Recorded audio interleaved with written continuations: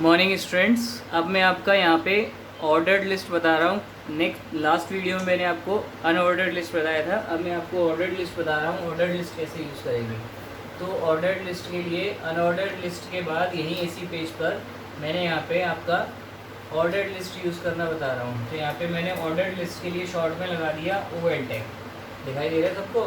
और OL tag के बाद फिर मैं यहाँ पे लगा रहा हूँ LI टैग, और LI टैग में पहले आपको जो भी लिखना है वो आप लिख सकते हैं। जैसे यही सेम कॉपी कर देता हूँ, सेफ्रॉन, फिर आपका LI, फिर आपका ले लेता हूँ वाइट, फिर आपका तीसरा LI, और फिर इसमें ले लेता हूँ ग्रीन, और फिर इसमें चौथा और एक और ले लेता हूँ। ये मैंने इसीलिए उसमें हेडिंग नहीं डाली है, क्योंकि आप कहोगे कि हेडिंग है तो उसके अकॉर्डिंग ही गलत है, हेडिंग नहीं डाली है। और ग्रीन के अलावा और कोई कलर, पिंक ले लेता हूँ, और फिर एक और LI ले लेता हूँ, इसमें आपका ब्लैक, ब्लैंक लिख देता हूँ या ब्लैक लिख देता हूँ, BLACK, ठीक है। ये आपका कलर हो गया। अब इस कलर के बाद फिर आपको क्या करना है, OL टैग क्लोज करना है। तो ये OL टैग मैंने क्लोज कर दिया। आफ्टर दैट मैं इसको फाइल मेन्यू में जाके सेव ऑप्शन पे क्लिक करा के ये वापस मैंने सेव किया और यहाँ से रिफ़्रेश कराया।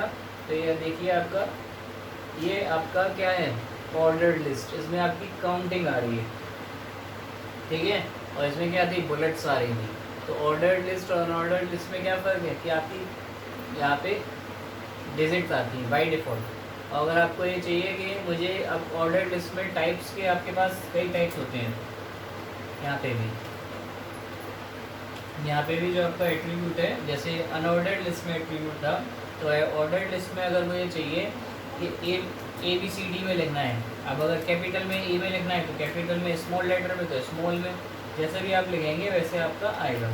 जैसे मैंने अभी कैपिटल में दी है, देखिए आप कैपिटल और स्मॉल लेटर में अगर मैं लिखूँगा तो स्मॉल में, या इसके अलावा अगर मैं चाहता हूँ कि रोमन नंबर में आए तो मैंने I लिख दिया, Ctrl+S और विंडो टैब। अभी आपके फर्स्ट सेकंड थर्ड फोर्थ इस टाइप से। तो रोमन भी लिख सकता हूँ, कैपिटल में भी लिख सकता हूँ, स्मॉल लेटर में भी लिख सकता हूँ, ठीक है। तो इस टाइप से मैं अलग अलग डिफरेंट वे में लिख के इनको प्रेजेंट कर सकता हूँ। तो कैपिटल, स्मॉल, या रोमन नंबर में, रोमन नंबर के बड़े लेटर में, या फिर डिजिट में। अब इसके बाद इसमें मेरा एक और एट्रीब्यूट होता है टाइप के अलावा, स्टार्ट, START। स्टार्ट में इक्वल लगा के इन्वर्टेड कॉमा में, कि अब मुझे स्टार्ट जो है वो कहाँ से करना है, स्टार्ट मुझे एक तो यहाँ पे रोमन नंबर से नहीं करना, अब मुझे यहाँ पे करना है छोटे वाले A से, और स्टार्ट जो करना है वो 5th लेटर से करना है, ठीक है। और यहाँ पे Ctrl+S और आपका विंडो टैब। ये देखिए 5th लेटर जो आपका होता है EFGHI, ठीक है।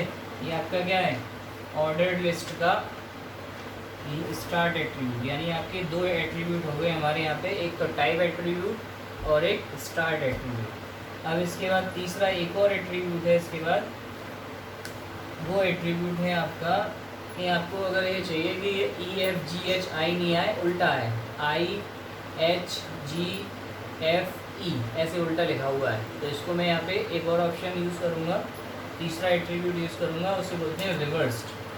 तो यहाँ पे आपका रिवर्स, और रिवर्स लिख दे Ctrl+S और ये आपका विंडो है।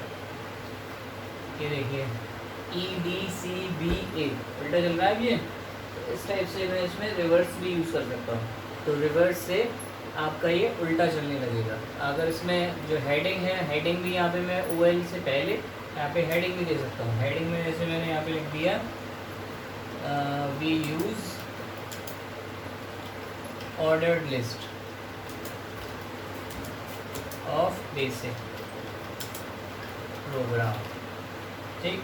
Ctrl+S और आपका विंडो टैब, रिफ्रेश कर दिया, ये इसकी भी हेडिंग आ गई, ठीक है, इस टाइप से। तो ये ऑर्डर्ड लिस्ट और अनऑर्डर्ड लिस्ट आपको ये आनी चाहिए। अब इसके अलावा भी, ऑर्डर्ड लिस्ट और अनऑर्डर्ड लिस्ट के अलावा भी आपको यहाँ पे एक तीसरी लिस्ट और मिलेगी, डेफिनेशन लिस्ट। और डेफिनेशन लिस्ट के बाद हम सीखेंगे नेस्टेड लिस्ट। डेफिनेशन लिस्ट में क्या होगा कि अगर मुझे कोई डिफ़ाइन देनी है, जैसे अगर मुझे अपने पेज पर यहाँ लिखना है कि नाउन और नाउन की हेडिंग डालनी है और नाउन की डिफाइन नेक्स्ट लाइन में आनी चाहिए। तो वो डिफाइन अगर देनी है उस टाइप से तो DL टैग से यूज़ करूँगा डेफिनेशन से, वो मैं आपको नेक्स्ट वीडियो में बताऊँगा। और उसके अलावा जो 3 होते हैं हमारे पास, तीसरा ही डेफिनेशन लिस्ट है और उसके अलावा जो नेस्टेड लिस्ट है, नेस्टेड लिस्ट क्या होता है, इन दोनों का कंबाइन, यानी ऑर्डर्ड लिस्ट और अनऑर्डर्ड लिस्ट को कंबाइन करके मुझे बनाना है, तो बोलते हैं उसे हम नेस्टेड लिस्ट। तो नेस्टेड लिस्ट अगर मुझे यूज़ करना है तो वो नेस्टेड लिस्ट का मैं आपको यहीं यूज़ करके बता दे रहा हूँ, ठीक है। तो नेस्टेड लिस्ट का यूज़ कर सकता हूँ, प्लस पिछले जो भी और टैग थे, जो भी एट्रीब्यूट थे, वो सब भी यहाँ पे यूज़ कर रहा हूँ। जैसे अब मैं इसमें पेज में यहाँ पे जो है ये जो लाइन है, इन लाइन के बाद मैं आपका HR टैग और इसमें इंक्लूड करा रहा हूँ। तो यहाँ पे ये जो है आपका फर्स्ट लाइन, इस लाइन के बाद मैंने यहाँ पे क्या किया, एक HR टैग और डाल दिया।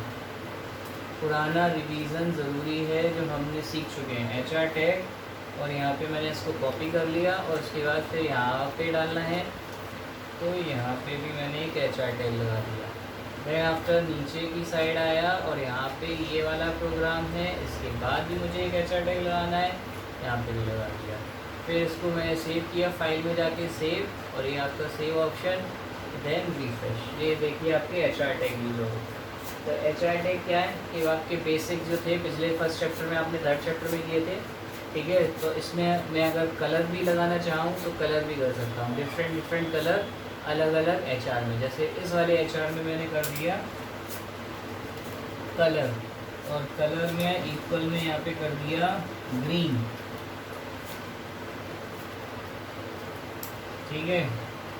और यहाँ पे इसको मैंने ये कॉपी यहाँ से Ctrl+C, और दूसरा जो HR है यहाँ पे लाया, इस पर रखा Ctrl+V, और यहाँ पे जो कलर है इसको मैंने चेंज कर दिया। अब इस कलर को मैं रखता हूँ रेड। और फिर तीसरा जो HR है यहाँ पे भी मैंने इसको कलर को रखा, और फिर यहाँ तीसरा कलर और दूसरा चेंज कर दिया, यहाँ पे रख देता हूँ ब्लू,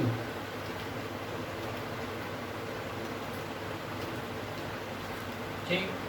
ये कलर मैंने इन्हें एडजस्ट कर दिए। कलर के बाद यहाँ से Ctrl+S, देन आपका विंडो टैग। ये देखिए थोड़े से कलर ये अलग दिख रहे होंगे, ये ग्रीन का, ये रेड का, और ये आपका ब्लू का। तो इस टाइप से भी मैं पुराने जो टैग थे उनको भी इंक्लूड करूँगा, क्योंकि पुराने टैग्स जो हमने सीखे हैं वो हमें भूलने के लिए नहीं सीखे, आगे उनको रिवीजन करेंगे और उसमें इंक्लूड करेंगे। अब सबको मिक्स करके एक नया प्रोग्राम भी बनाना है। तो HR टैग भी हमने यूज़ कर लिया।